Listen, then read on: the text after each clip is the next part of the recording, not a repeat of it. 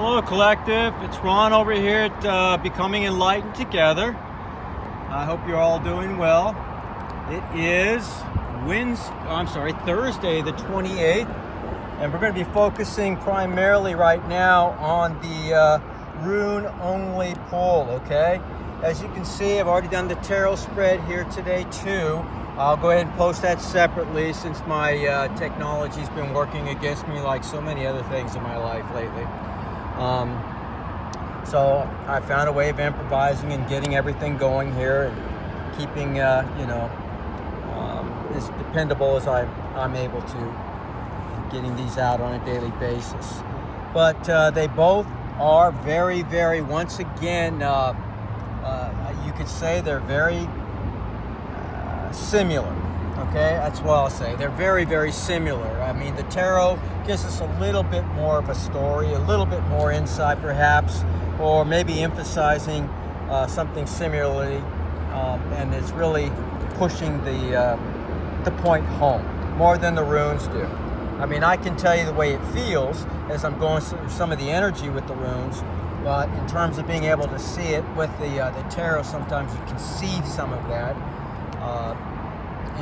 Whether you're intuitive or not. So, but let's go ahead and start with the runes. We'll go over our past, present, and future. And what I got to say is the energy overall today for the runes is exceptionally good, okay? We got all the power necessary to overcome any evil that's being thrown our way. And I want to emphasize that you have people in your life right now that looks like they're throwing things at you, whether it's just they're thinking really negative about you, how they can get under your your radar, so to speak, and everything else, and get in and perhaps ride your shirt tail. And this is not going to be the same for each and every one of you out there, so I need to make sure I put that disclaimer out there, of course. Just take what resonates and don't make it fit if it doesn't, okay? But it looks like, at least for the majority of us in the collective, there are people out there who have a lot of very negative energy, and they are sending that energy your way. Whether it's very intense thinking, the evil eye in other words, envy, pride, malice, you can go down a whole friggin' list of things that they could feel when they think of you, and they're sending it your way because they're reflecting on it quite a bit. Some of that, however, is indeed magic. That dark magic that they are sending your way. They're pulling cards on you, and they're literally casting spells on you, manipulating energy in that particular way, using dark entities, things of that nature. Hoodoo, voodoo, black magic. It could be a number of things. Santeria.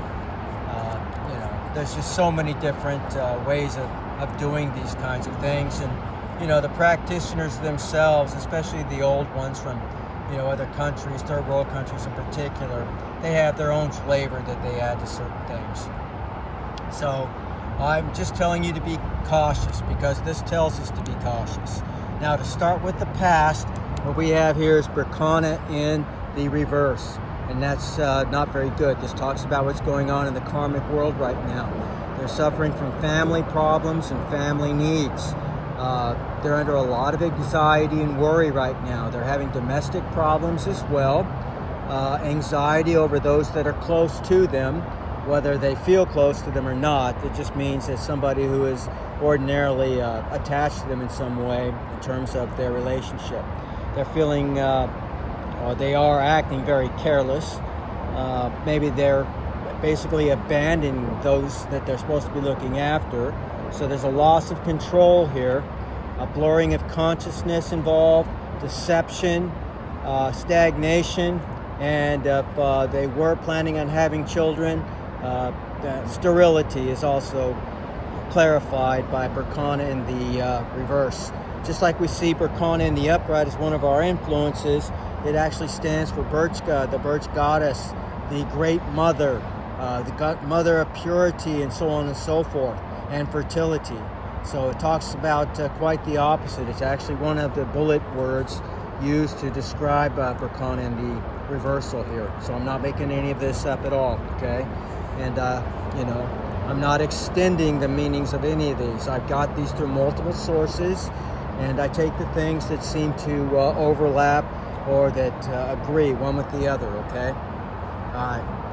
Now, in terms of our present energy, what we have here is we pulled on Sunday for today, Thursday, we pulled Thor's mighty rune, which is Thurisaz, and it's in the upright.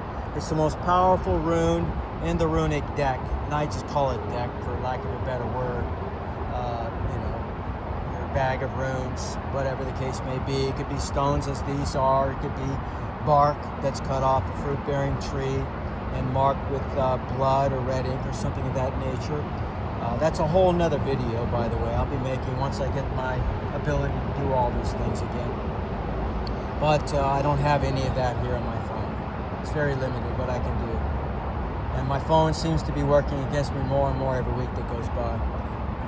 Anyway, back to this. What does Thurisaz mean? Well, it stands for protection, all in all. You know, like thorns protect the flower on the rose bush. Well, Thor is the mighty protector of not only Asgard, but also of mankind against the giants and monsters and so on from the other worlds. Okay? So it talks about protection, talks about counseling, being counseled, like you're getting here basically on the karmic energy that is working against you and planning on coming back into your life. And again, they are pulling cards on you, or they're getting some type of insights as to what you're doing, what you're up to, what your future looks like. So either somebody's pulling cards on them, or they're for them, or they're pulling cards for themselves. I don't know what their capabilities actually are. It looks like they may be under the misconception that they can pull cards for themselves. It's really hard to say, but they're living a fantasy world. That much energy I can definitely pick up.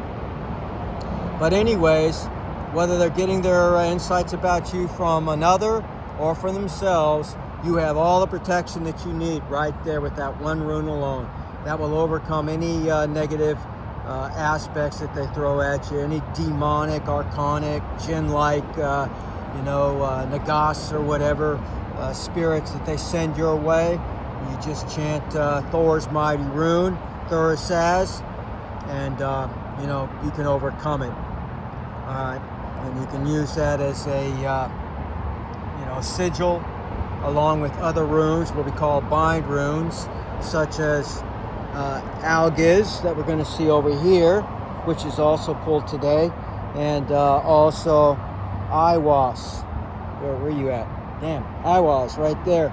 Very, very powerful runes, and very symmetrical in their meanings in lots of ways in terms of protection and so on. So that's what that means, okay? And it's in the upright. Now, what we also pulled for today, as I was intimating a minute ago, was Algiz in the upright. And again, this particular rune is used magically for fighting off or warding off evil. So that rune, along with Thurisaz, which empowers it even more so, or you could draw a border with the outer triangle that you see there facing all four sides. So you make a rectangle or a square and put Algiz in the middle of that, basically. And there you have a protective sigil backed by the power of Thor himself, okay? Now, it means friendship, ordinarily, the soul and optimism, aspirations. It talks about being fortunate, talks about, again, protection, shielding, and the protective urge to shield oneself and others. Again, defense, the warding off of evil, just like with Thurisaz, okay? And it talks about connection with the gods themselves and following your intuition. I'm sorry about the focus going in and out, you guys. These rose quartz runes are really hard to focus on for my camera, so forgive me for that. But hopefully you can see it. Looks like the peace symbol, okay? Now, in terms of our the influences that we got today, again, we got Iwas. Iwas in the upright stands for death and rebirth. It could mean a physical death, everybody, but it more or less talks about the death and the rebirth of a cycle, okay? So success, strength, reliability, and dependability. Your trustworthiness is noted both by those around you and both friends and foes, as well as the gods themselves. Never give that up. Never give in to what's easy. Always do what is right. Okay? As hard as it is sometimes. So that's where the endurance comes in. Again, protection and defense. Once again echoed for the third time. The driving force to acquire what it is you will, desire, or want, or need. Motivation and a sense of purpose. It talks about your sights being set on an achievable goal and going for it. That you are an honest person that can be depended upon. Again, by both those around you, good and bad, as well as the gods themselves. So it's a very positive rune. Now the other influence we got, and I started to talk about it to some degree, was again, Berkana. At this time it's in the upright. So it's just the opposite, basically, of the past influence. Berkana in the upright, excuse me, there we go. It talks about purity. It talks about Birchka, and that's just one of her many names, referring to the birch goddess, birch tree goddess, the great mother, that of purity and fertility and birth, of growth, of liberation and regeneration. Talks about renewal and new beginnings, again, just like Iwas does. It talks about arousal and desire, just like Thurisaz does, but this time from the feminine perspective. So it talks about love, it talks about new enterprises and ventures, and arousal. So if you do have somebody already in your life or somebody coming in, it looks like you have a lot of passion coming your way. Make sure you save it for the right person, okay? Don't give your energy away just to anybody, okay? Especially these people from your past coming in. Like I said, they don't have the best intentions for you. And some of them, as we've read in the past in both the tarot and the runes, they may actually be carrying the gift that keeps on giving, if you know what I mean. That's all I'm going to say about that. Now, in terms of the overall energy for the week, we got Wunyo. And Wunyo is a very good positive rune. It's one of the two wishing runes, basically. What it stands for is harmony and joy. It talks about blessings and affection, desire and arousal, yet again, pleasure, ecstasy. It talks about glory, spiritual rewards, perhaps this new love that may be coming in that we're seeing here with these 4 runes in our present may be actually a gift from spirit themselves. Maybe you've brought in, through the power of attraction, you've willed in this new person, this lover. Well, this looks like it's a gift from above. Your manifestation is coming true, and there's going to be a tremendous amount of passion in this new, relationship that's coming your way. I can't say exactly when it's going to come, and it'll be different for everybody. So this also talks about the recognition of your own self-worth, and that's so vitally important to all of us. It's not conceded to have self-love. You have to be able to love yourself before you can love another. Fill up your own cup so that you can actually fill up another's as well. It's vitally important. And as I've said so many times on this website, remember now, authenticity is 400 times more powerful in its energetic field than even regular love itself. Self-love. So it's something that was created from the creator himself, herself, themselves, however you wish to look at it. Okay?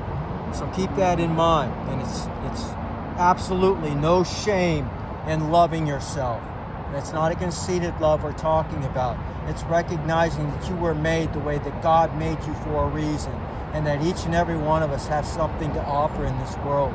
So find out what it is and make sure that you share that with the collective. Now, what I saw means, I saw stands for stasis. Basically energy loss, cooling. Sometimes challenges and frustrations can be referred to this as well. Psychological blocks to thought or action. And again, we're talking about the karmic energy that we're picking up here. So they are under a standstill, stagnation, grievances. They're having a lot of hard or difficult, decisions, and they're not being able to make them properly.